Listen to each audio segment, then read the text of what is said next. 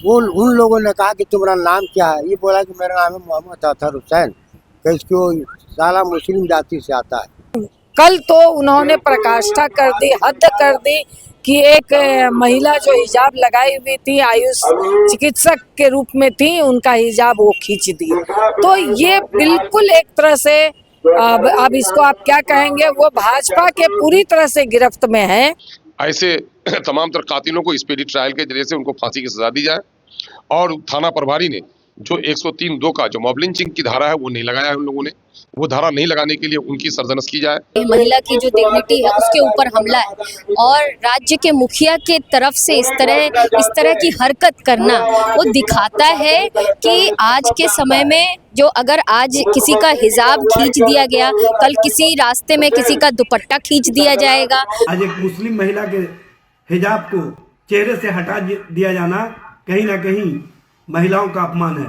महिलाओं के साथ किस तरह का व्यवहार नीतीश कुमार जी करते रहे हैं, यह स्पष्ट रूप से आज प्रमाणित हो गया।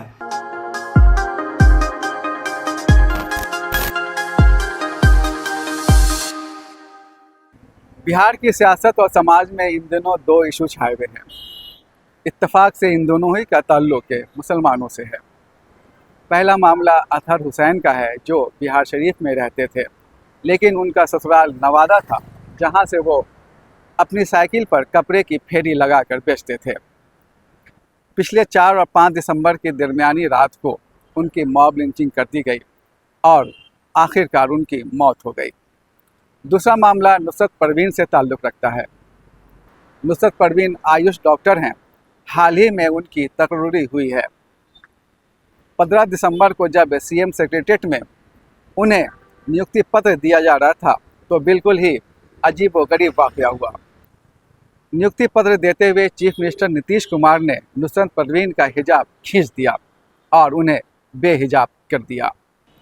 पिछले दिनों भाकपा माले इंसाफ मंच की टीम ने बिहार शरीफ का दौरा करके अतहर हुसैन के बारे में जानकारियां हासिल की।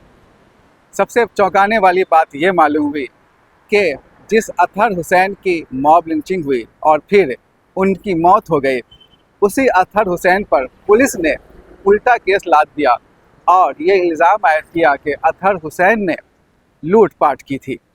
पूरा मामला क्या है, आइए जानते हैं भाकपा माले इंसाफ मंच की टीम में शामिल एक फ़र्द की ज़बानी। ये घटना के बाद हम लोग नवादा, हम लोग भाकपा माले की ओर से टीम गए, वहाँ 4 सदस्यीय टीम हम लोग गए। हम लोगों ने गए तो वो जो लड़का था अतहर हुसैन का लगभग 45 साल का उम्र है। वो साइकिल पर पीछे बांध करके और फेरी करता था, कपड़ा बेचता था। वो कपड़ा बेच करके लहरी एक थाना है जो नवादा में पड़ता है। ये लड़का रहने वाला है आपके बिहार शरीफ का, और उसका नवादा में ससुराल है, जहाँ ससुराल में रह करके वो कपड़ा बेचने का काम करता था। दिन भर बेचता था और शाम में घर लौट जाता था। एक अभी 4 तारीख का घटना है कि वो लौट रहा था कपड़ा बेच करके, उसका साइकिल पंचर हो गया। तो कुछ लोग छोटा सा मार्केट है, मार्केट नुमा है, 5-6 लोग बैठे हो, तो उनसे पूछा कि भाई यहाँ पर साइकिल पंचर कहाँ बनता है।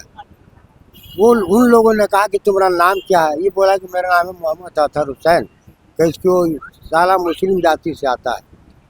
इसके बाद उसको मारना पीटना शुरू कर दिया, उसका पैसा छीन लिया, कपड़ा छीन लिया, मोबाइल छीन लिया, जो भी उसका दिन भर का तेल छीन लिया, और सब मिलजुल करके उसको मारना शुरू कर दिया। मार करके हथमुरा कर दिया। दोनों कान उसका पिलास से काट लिया, दोनों तरफ का कान काट लिया, इंद्री को काट लिया, जख्मी कर दिया। लोहा रॉड जला करके उसके पैखाना के रास्ता में डाल दिया। पेट्रोल छीट के आग लगाने का कोशिश किया। जब अधमरू होगा सारे लोग भाग गए, तो सड़क पर बगल में छटपटा रहा था, तो किसी ने फ़ोन किया 112 को। 112 आता है और उसको उठा करके उसको ले जाता है, ले जा करके उसको अस्पताल पहुंचाता है। उसके कल उसके परिवार को कोई सूचना नहीं करता है लोग, न थाना करता है, न खबर नहीं ये करता है, खबर करता है। होता जब ये घटना के बाद जब 112 जब थाना को बताया कि ये घटना घटा है, आइए ये जो घायल व्यक्ति है वो 2-4 लोग का नाम बता रहा है। तो जब थाना का मिली भगत स्वागत थाना प्रभारी ने जो लोग विक्टिम, जो लोग उसमें लोग शामिल थे इस घटना के अंजाम देने में, ये लोग इन लोगों को कहा गया कि तू लोग इसके खिलाफ एक केस कर दो ताकि मॉब लिंचिंग का केस तुम लोग पर नहीं हो, हत्या का केस नहीं लगे। उसने चोरी का केस इस व्यक्ति पर कर दिया कि मेरे घर में गांव में फलना जगह ये चोरी करने घर में घुसा था, सामान चोरी करते पकड़ा गया था, पब्लिक ने इसको मारा है। बताइए, थानेदार भी शामिल हो गया। जब वो हॉस्पिटल गया तो 2 दिन उसके परिवार को नहीं कहा गया, किसी को नहीं कहा गया। कैसू करके उसके भाई को मालूम हुआ।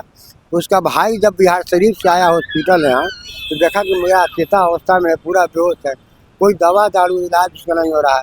तो डॉक्टर को बोला ये लड़का, उसका भाई, छोटा भाई, कि भाई इसका नाम आप हमको ट्रांसफ़र कर दीजिए, हम इसको ले जाएंगे दूसरे हॉस्पिटल में इलाज कराएंगे।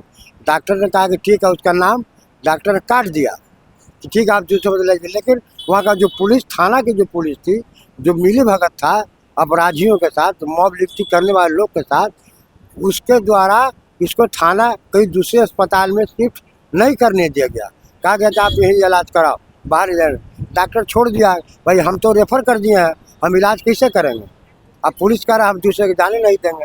अब बताइए, बिहार में भी इस तरह का घटना घटे और सरकार कोई संज्ञान नहीं ले, तो जनता को तो सोचना पड़ेगा। इस बिहार में हम लोगों ने डीएम और एसपी से भी मिले, एसपी छुट्टी पर था, दूसरे एसपी थे, उससे बातचीत हो, बोला कि हम तो छुट्टी पर गए हैं एसपी साहब, हम चार्ज में, हम देखते हैं आगे जो होगा जांच कर कार्रवाई करेंगे। फिर हम लोग मिले नवादा के डीएम से, डीएम ने कहा कि नहीं अभद्र घटना है, हम डीएम जब से हैं तब से ये नवादा का पहला घटना और ये बहुत ख़राब घटना है, हम लोग को भी निंदा करना चाहिए।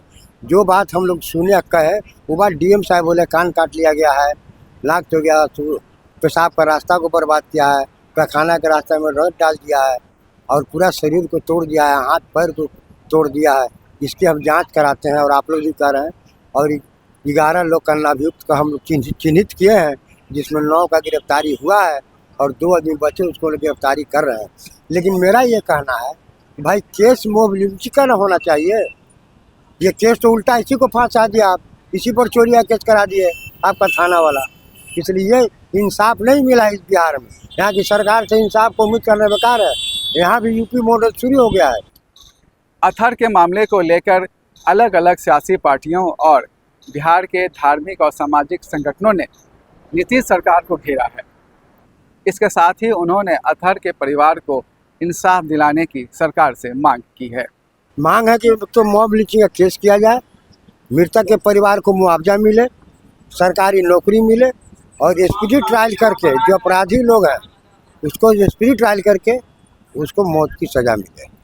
मैं कहता हूं कि बिहार में कहीं ना कहीं अखलाक और पहलू खान की तरह मॉब लिंचिंग का मामला शुरू हो गया है। क्या बिहार बिहार नहीं रहेगा? क्या गौतम बुद्ध की धरती इसी तरह से अहिंसा की जगह पर हिंसा का शिकार हो जाएगी?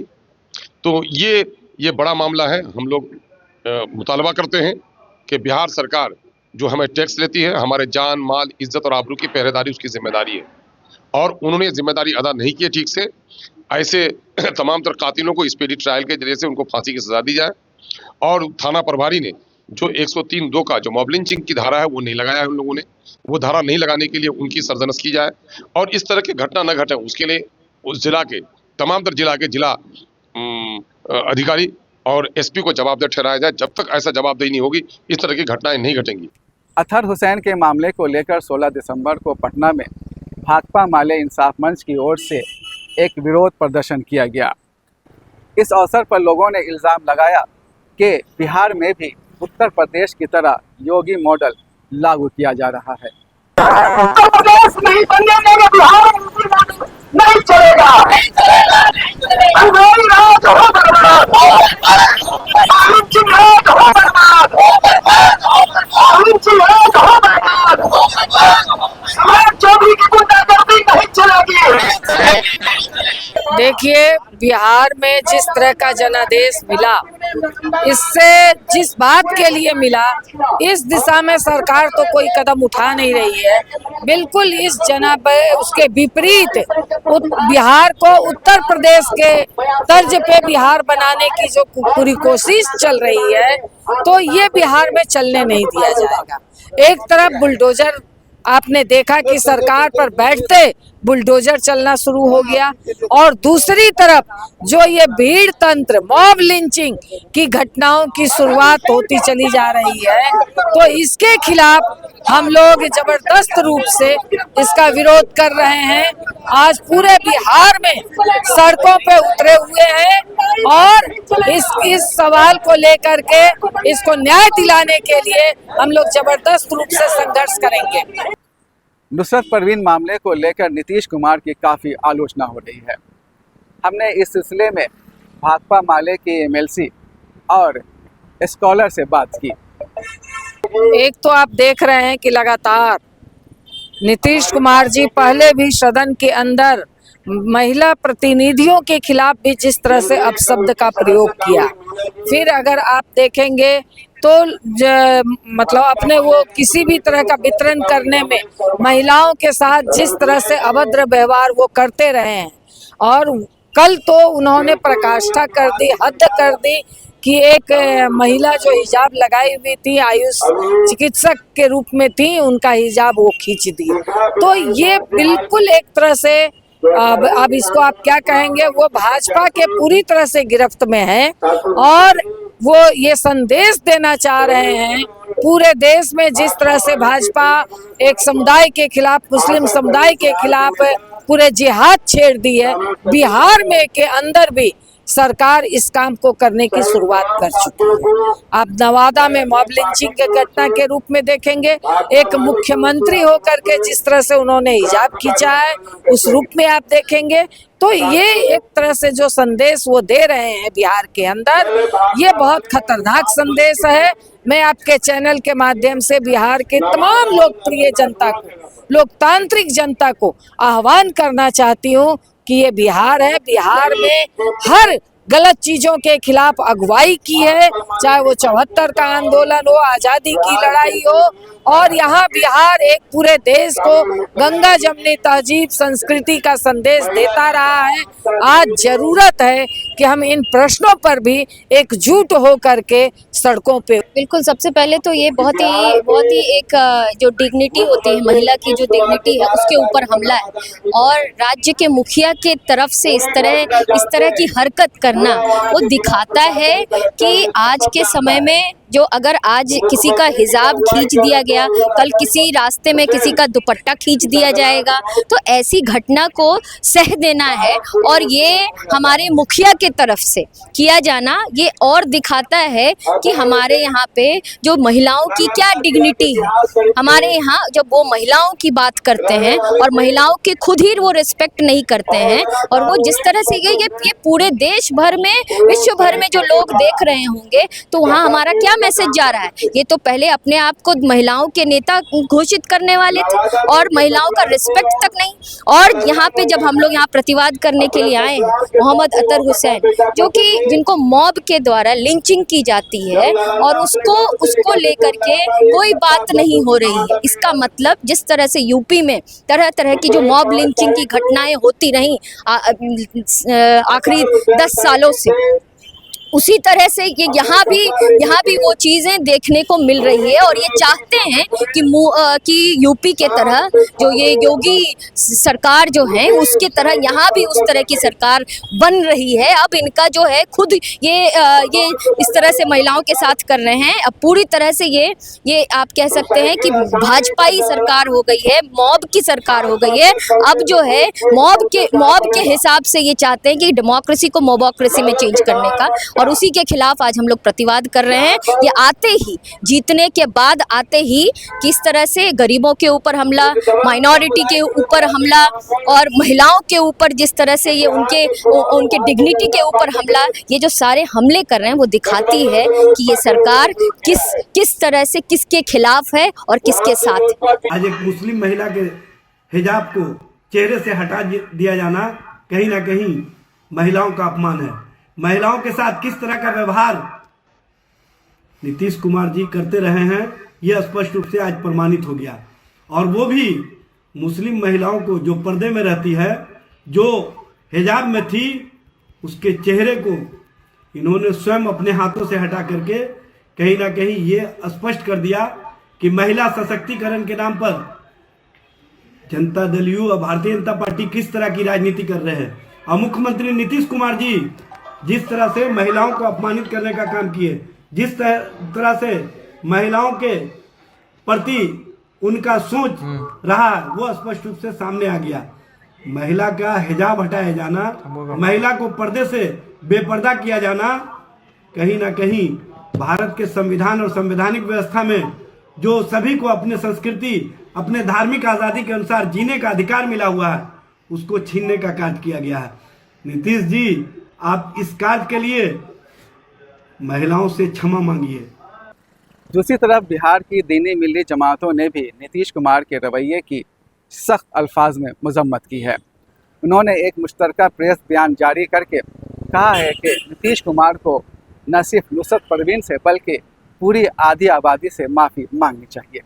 इमारत शरिया बिहार उड़ीसा झारखंड, जमात इस्लामी हिंद बिहार, जमीयत उलमा हिंद बिहार अलिफ, जमीयत उलमा हिंद बिहार मीम, इदारा शरिया के doctor Farid Amanullah, all India मोमिन कॉन्फ्रेंस बिहार और मजलिस उलमा खुतबा इमामिया की तरफ से जारी बयान में कहा गया है कि नुसरत परवीन की पुख्ता शनाख्त के बाद ही तकरीरनामा हासिल करने के लिए उन्हें वज़ीर आला के सामने लाया गया होगा।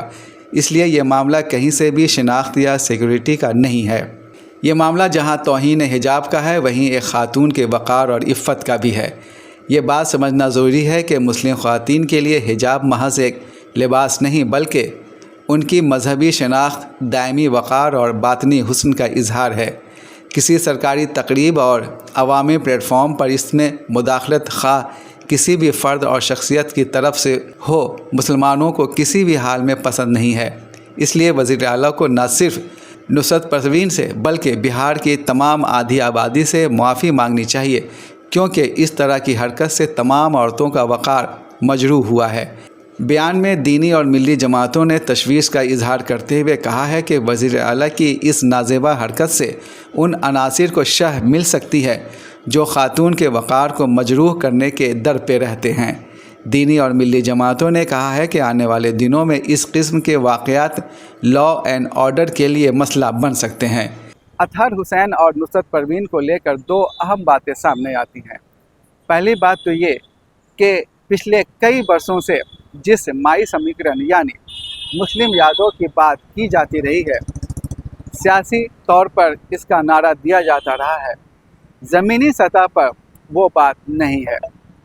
ये बात इस तरह से साबित होती है कि अतहर हुसैन को पीट पीट कर मारने वालों में जितने भी नाम एक्यूज़ के तौर पर आए हैं वो सभी यादव ज़ात के हैं। यानी कि जिस यादव ज़ात पर तकिया किया जाता रहा है और माई समीकरण का नारा दिया जाता रहा है, वो काफ़ी बिखरा बिखरा सा है।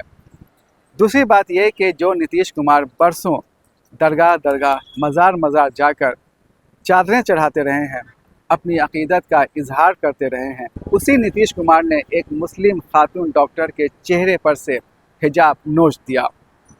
इसे आप पे भारतीय जनता पार्टी या आरएसएस का असर कहेंगे या ये कहेंगे कि अब नीतीश कुमार सेहतमंद नहीं है, दिमागी तौर पर भी और जिस्मानी तौर पर भी, नज़रियाती तौर पर भी और वैचारिक रूप से भी। बिहार लोक संवाद के लिए मैं सैयद जावेद हसन, पटना।